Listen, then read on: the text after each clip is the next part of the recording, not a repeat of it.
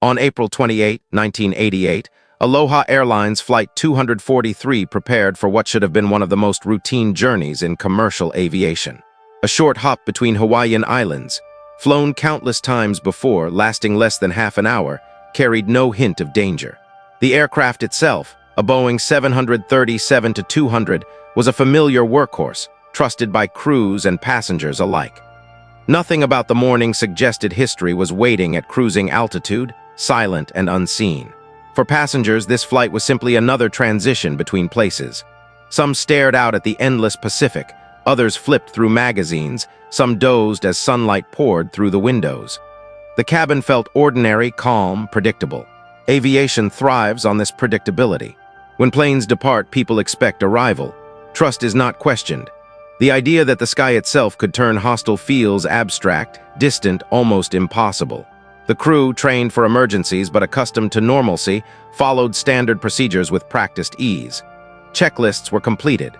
Instruments were stable. The aircraft climbed smoothly through the humid Hawaiian air, engines humming with mechanical confidence. At altitude, the flight leveled off, settling into the quiet rhythm that defines uneventful travel. Nothing appeared wrong. Nothing sounded wrong. Everything was exactly as it should be. Yet beneath the paint and aluminum skin of the aircraft, time had been quietly at work.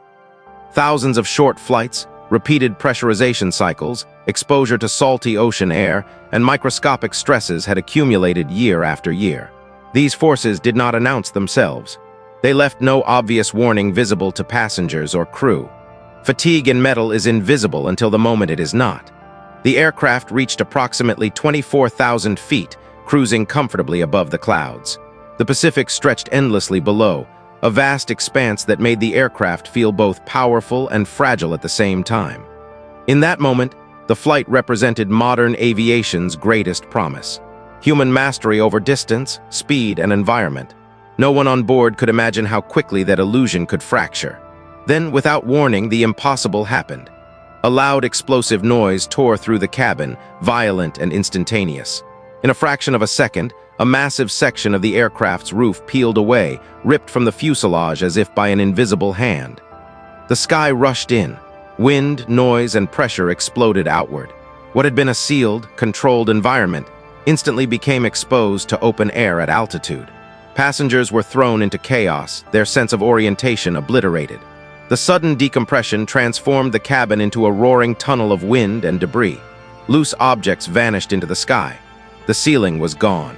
Blue sky replaced metal. The line between inside and outside no longer existed. In aviation, loss of pressurization is feared. Structural failure is unthinkable. Here, both occurred at once. The aircraft itself reacted violently.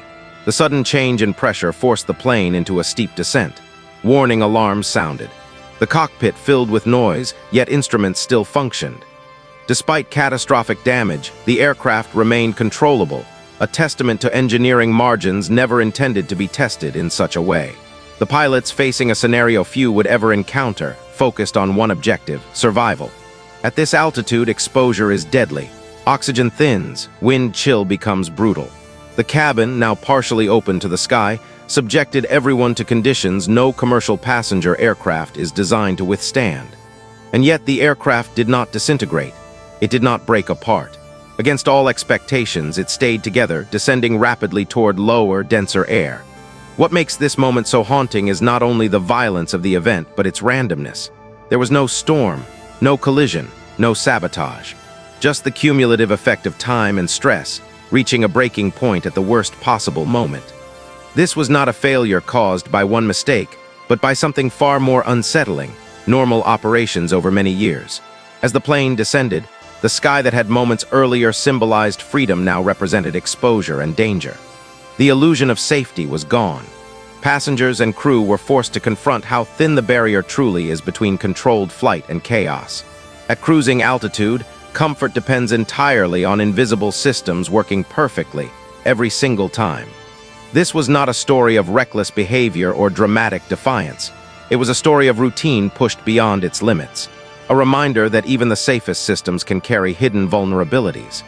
In the minutes that followed, decisions would be made that would define survival, reshape aviation standards, and permanently alter how aging aircraft are understood.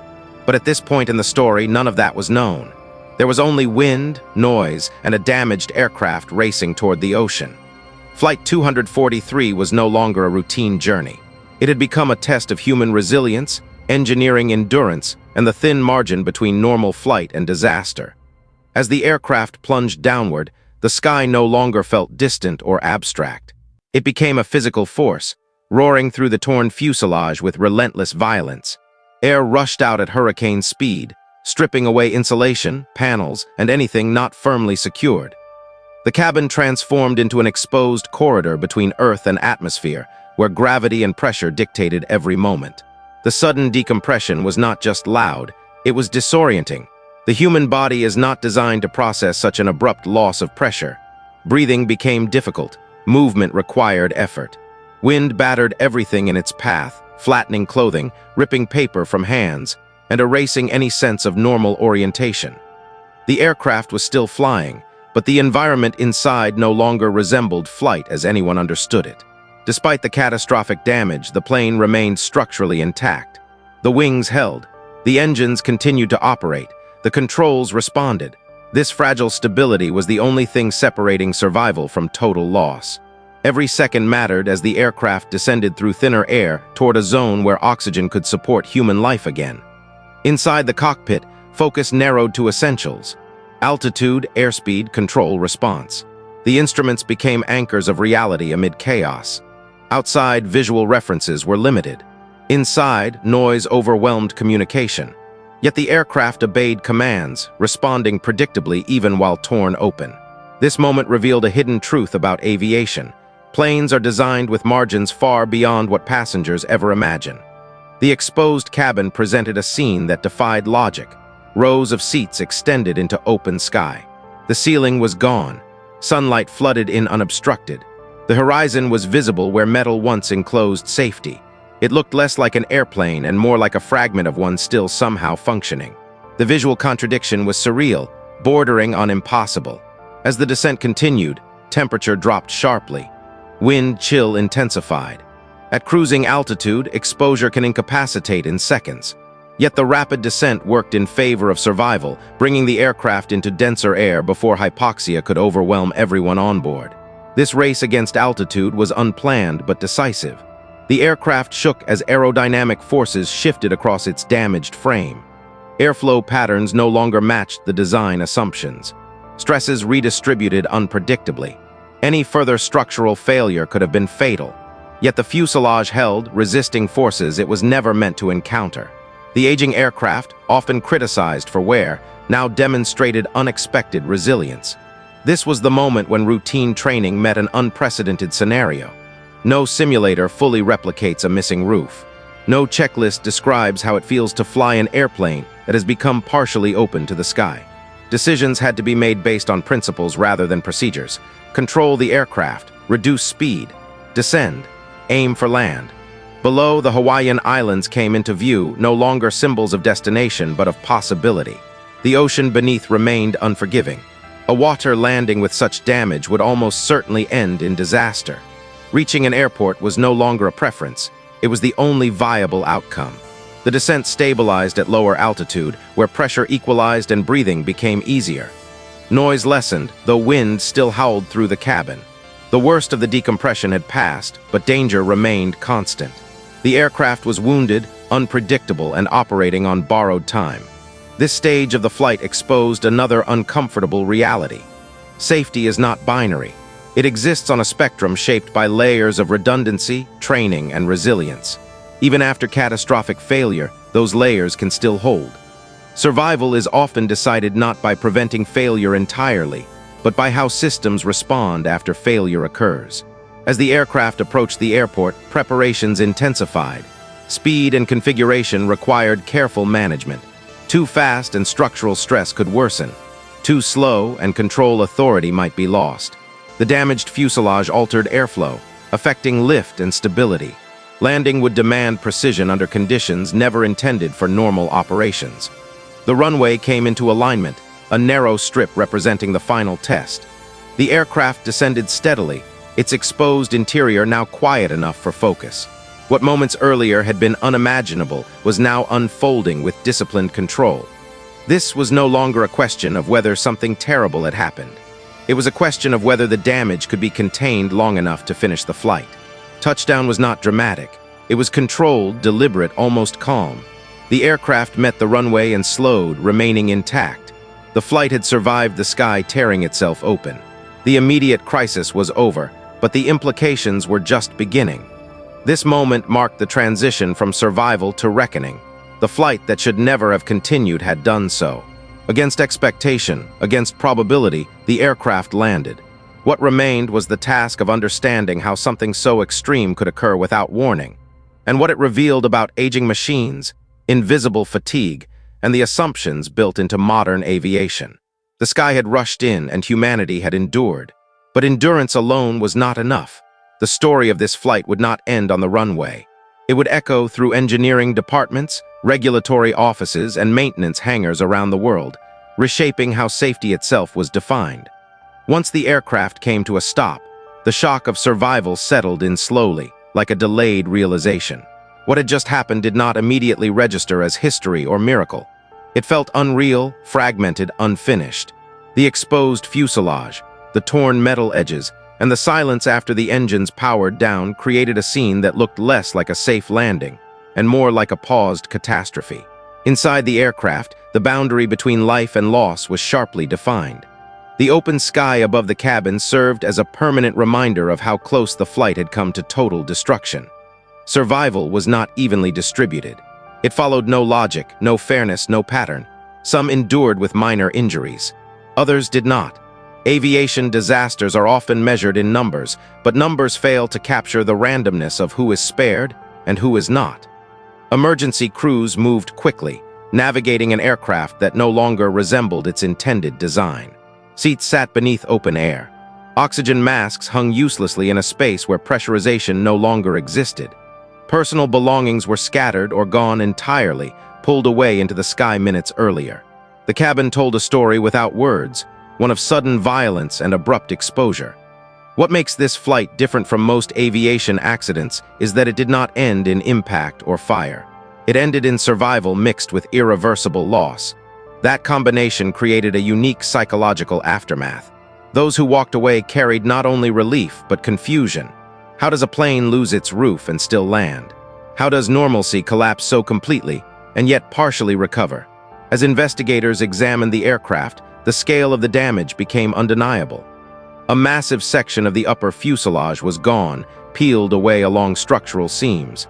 This was not a single crack or isolated failure. It was a systemic breakdown rooted in years of unnoticed fatigue. The metal had not failed suddenly. It had slowly surrendered over time. The aircraft's age and flight history became central to understanding what occurred. Short inter-island routes subjected the fuselage to repeated pressurization cycles, far more frequently than long-haul flights.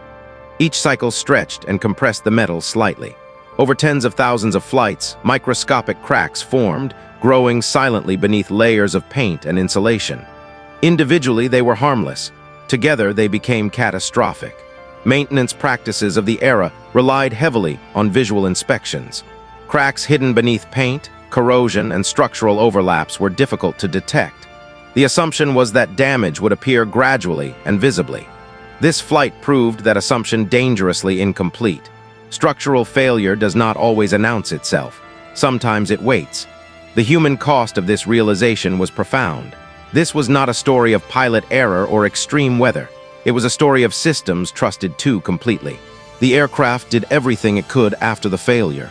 The crew responded with discipline. The passengers endured conditions no one anticipates when boarding a commercial flight. Yet the root cause lay far earlier, embedded in routine maintenance and aging infrastructure. Public reaction reflected a deeper unease. If a plane could lose its roof without warning, what else was being missed? Trust in aviation depends on invisibility. Passengers do not see inspections. They do not see stress calculations or fatigue models. They assume those systems exist and function perfectly. This flight exposed the fragility of that trust.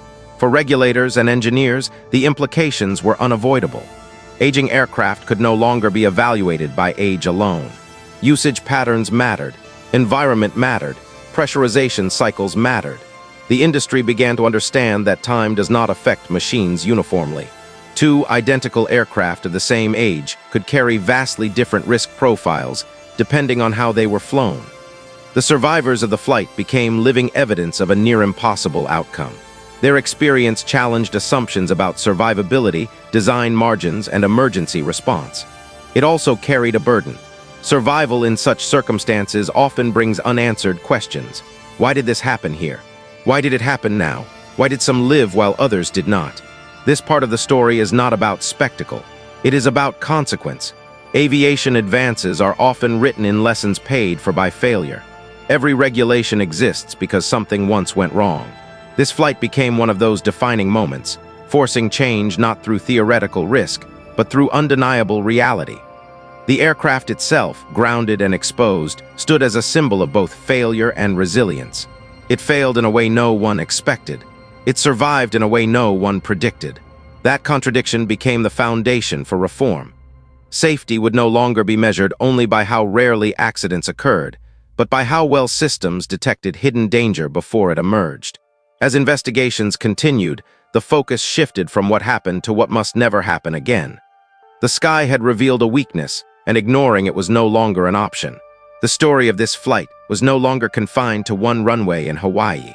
It became a warning carried across the entire aviation world. After the runway fell silent and the aircraft stood still, aviation itself entered a period of reflection. The damage visible on the fuselage was no longer just evidence of an accident. It was a question posed to an entire industry. How could a modern commercial aircraft suffer such extreme structural failure without warning, and what other hidden risks were waiting unnoticed across global fleets? Investigators approached the aircraft not as a mystery, but as a message. Every torn rivet, every fractured seam, every peeled layer of aluminum told a story of cumulative stress. This was not the failure of a single component. It was the failure of assumptions. Assumptions about inspection methods, about material endurance, about how long an aircraft could be safely pushed through repetitive cycles without deeper scrutiny. The concept of metal fatigue moved from technical journals into public awareness. Until this flight, fatigue was understood mostly in theory, treated as a slow, manageable process. This incident demonstrated that fatigue could behave like a silent countdown. It did not require dramatic overload or extreme conditions. It only required time, repetition, and neglect of what could not be easily seen. Regulatory agencies responded with urgency. Inspection programs were rewritten. Aging aircraft were no longer evaluated solely by years in service, but by cycles flown and environments endured. Short-haul aircraft, once considered less stressed due to lower cruising times, were reclassified as high-risk due to frequent pressurization.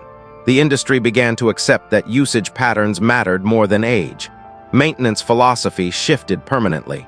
Visual inspections were no longer enough. Non-destructive testing methods, capable of detecting subsurface cracks, became mandatory. Corrosion control programs expanded. Record-keeping grew stricter. Aircraft were treated less like static machines and more like living systems that aged unevenly and unpredictably.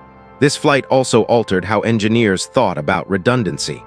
The aircraft survived because of design margins that exceeded expectations.